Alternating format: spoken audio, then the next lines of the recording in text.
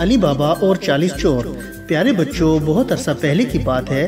علی بابا اور قاسم دو بھائی تھے۔ علی بابا اور اس کی بیوی ایک چھوٹے سے گھر میں رہتے تھے۔ علی بابا جنگل سے لکڑیاں کاٹ کر لاتا تھا اور انہیں بازار میں فروخت کرتا تھا۔ اس طرح جو آمدنی ہوتی تھی اس سے دونوں میاں بیوی اپنی گزر اوقات کر لیا کرتے تھے۔ قاسم اور اس کی بیوی ایک بہت بڑے گھر میں رہتے تھے۔ قاسم کا بہت وسیع کاروبار تھا۔ قاسم کی بیوی بھی ایک امیر آدمی کی بیٹی تھی۔ وہ قاسم کے بھائی علی بابا اور اس کی بیوی کو بالکل پسند نہیں کرتی تھی۔ ایک روز علی بابا کو لکڑیاں کاٹتے ہوئے جنگل میں دیر ہو گئی۔ شام کے وقت وہ لکڑیوں کا گٹھا باندھ رہا تھا کہ اسے جنگل میں کچھ گھڑ سوار آتے دکھائی دیے۔ علی بابا نے اپنے آپ کو مخاطب کرتے ہوئے کہا، میرا خیال ہے یہ ڈاکو ہیں۔ اتنی دیر میں وہ گھڑ سوار کافی قریب آ چکے تھے۔ علی بابا جلدی سے ایک درخت پر چڑھ گیا اور چھپ کر ان گھڑ سواروں کو دیکھنے لگا۔ کچھ ہی دیر بعد گھڑ سوار اس درخت کے اتنا قریب آ گئے کہ علی بابا کو ان کی آوازیں صاف سنائی دینے لگیں۔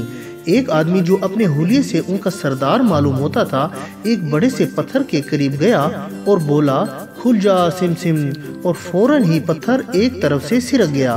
اس پتھر کے پیچھے ایک بہت ہی بڑا غار تھا۔ سردار اس غار کے اندر داخل ہو گیا۔ اس کے باقی ساتھی جن کی تعداد 39 تھی وہ بھی اس کے پیچھے غار میں چلے گئے۔ علی بابا غار کا راز معلوم ہونے پر بہت ہی حیران ہوا۔ وہ درخت پر چھپ کر بیٹھا رہا۔ کافی دیر بعد یہ سب لوگ غار سے باہر آئے۔ سب سے آخر میں ان کا سردار تھا۔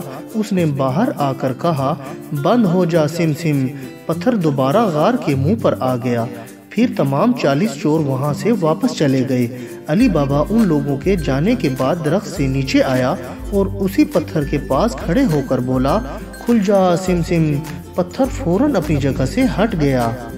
علی بابا غار کے اندر داخل ہو گیا۔ اس نے دیکھا غار میں بڑے بڑے برتنوں میں سونے اور چاندی کے سکے رکھے تھے۔ ہیرے اور جواہرات بھی بھرے پڑے تھے۔ اس نے جلدی جلدی 2 تھیلوں میں سونے کے سکے بھرے اور غار سے باہر آ گیا۔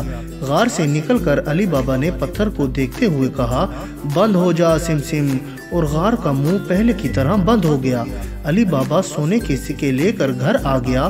اس نے اپنے گھر کا دروازہ بند کیا اور بیوی کو کہا، اندر آ کر میری بات سنو۔ علی بابا کی بیوی جب اس کے پاس آئی تو اس نے سونے کے سکوں سے بھرے تھیلے اس کے سامنے رکھ دیے۔ وہ اتنے سارے سونے کے سکے دیکھ کر بہت حیران ہوئی اور بولی، علی بابا یہ اتنے سارے سکے تمہارے پاس کہاں سے آئے ہیں؟ کہیں ایسا تو نہیں کہ تم نے چوری کرنی شروع کر دی ہو؟ علی بابا نے کہا، میں نے چوری بالکل نہیں کی۔ اور پھر اس نے غار کا راز اپنی بیوی کو بتا دیا اور ساتھ ہی ساتھ یہ تاکید کی کہ وہ یہ بات کسی کو نہ بتائے۔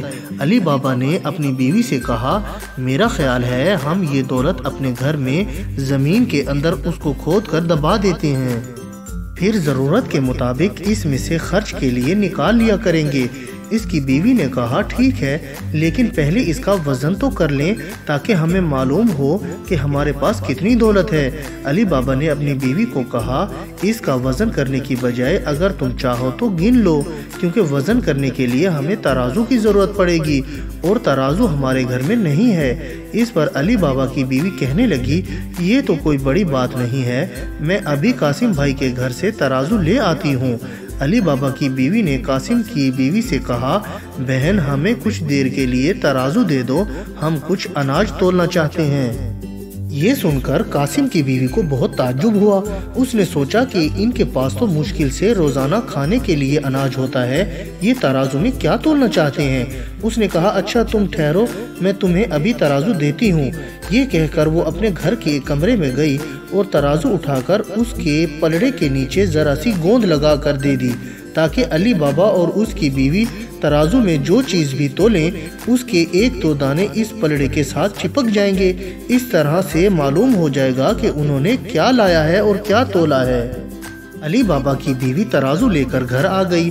دونوں نے مل کر سونے کے سکوں کا وزن کیا اور پھر انہیں گھر کے صحن میں گڑھا کھود کر دبا دیا۔ قاسم کی بیوی کو جب ترازو واپس دیا تو وہ فوراً کمرے میں گئی اور اس پلڑے کے نیچے دیکھا جہاں اس نے گوند لگائی تھی اس جگہ سونے کا سکہ چپکا ہوا تھا۔ قاسم کی بیوی بھاگی بھاگی قاسم کے پاس آئی اور کہنے لگی تمہیں معلوم ہے علی بابا اور اس کی بیوی نے ہمارے ترازو میں کیا تولا ہے؟ قاسم نے لا علمی کا اظہار کیا تو اس نے بتایا کہ انہوں نے سونے کے سکے تولے ہیں، ان کے پاس سونے کے اتنے سکے ہیں کہ وہ گن نہیں سکتے بلکہ تول کر رکھتے ہیں۔ قاسم فوراً اپنے بھائی علی بابا کے گھر گیا اور اس سے پوچھا سچ بتاؤ تمہارے پاس اتنی دولت کہاں سے آئی ہے؟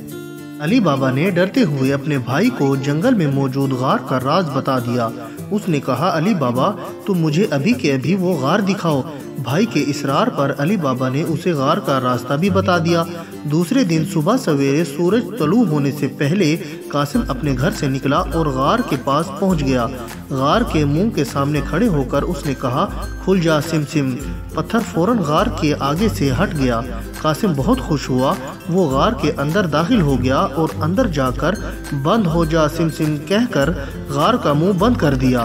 قاسم نے غار کے اندر سونے کے سکے اور ہیرے جواہرات کا انبار دیکھا تو وہ خوشی سے دیوانہ وار کہہ لگانے لگا اور کہنے لگا یہ ساری دولت اب میری ہے، میں اب اس ملک کا امیر ترین آدمی ہوں۔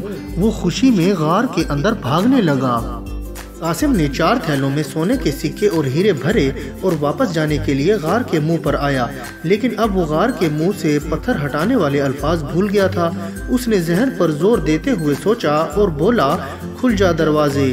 یہ تو وہ الفاظ نہیں تھے، پتھر اپنی جگہ سے بالکل نہ ہلا۔ اس نے پھر سوچا اور اب کہا ہٹ جا پتھر، لیکن پتھر ابھی تک اپنی جگہ پر ہی تھا۔ یہ دیکھ کر قاسم بہت گھبرایا اور اس نے زور زور سے چلانا شروع کر دیا مجھے باہر نکالو، میرا دم گھٹ رہا ہے۔ کچھ ہی دیر بعد اسے غار کے باہر سے آواز سنائی دی کھل جا سم اور فوراً ہی راستہ کھل گیا۔ قاسم چوروں کو اندر آتا دیکھ کر بہت پریشان ہو گیا۔ چوروں کے سردار نے اپنے ساتھیوں کو حکم دیا کہ اس کو فوراً قتل کر دو اور اس کے ٹکڑے غار کے پتھر کے راستے پر لٹکا دو تاکہ آئندہ کسی کو بھی اس طرف آنے کی ہمت نہ ہو۔ چوروں نے بڑی بے دردی سے قاسم کو قتل کر دیا۔ شام تک قاسم واپس نہ آیا تو اس کی بیوی نے علی بابا سے کہا قاسم صبح سے غار کی طرف گیا تھا، ابھی تک واپس نہیں آیا۔ علی بابا نے غار میں جا کر دیکھا تو قاسم کی لاش کے 4 ٹکڑے پڑے تھے۔ وہ بیچارہ بہت رویا۔ اس نے واپس آ کر قاسم کی بیوی کو ان کی لالچ کا انجام بتایا اور قاسم کی موت کی اطلاع دی۔ کچھ عرصے بعد علی بابا نے قاسم کی بیوی سے شادی کر لی۔ وہ اپنی دونوں بیویوں کے ساتھ ہنسی خوشی رہنے لگا۔ انہوں نے پھر کبھی بھی کسی کو اس غار کا راز نہیں بتایا۔ اور بچوں، میں امید کرتا ہوں کہ آپ کو میری یہ کہانی پسند آئی ہوگی اور آپ اس کو لائک، شیئر اور کمنٹس بھی کریں گے۔ اور سب سے ضروری بات یہ ہے کہ آپ میرے اس چینل کو سبسکرائب کرنا نہ بھولیے گا، اس سے آپ کو میری نئی کہانیوں کا بھی پتہ چلتا رہے گا۔ اور اب میں اجازت چاہتا ہوں، اپنا بہت خیال رکھیے گا۔ اللہ حافظ۔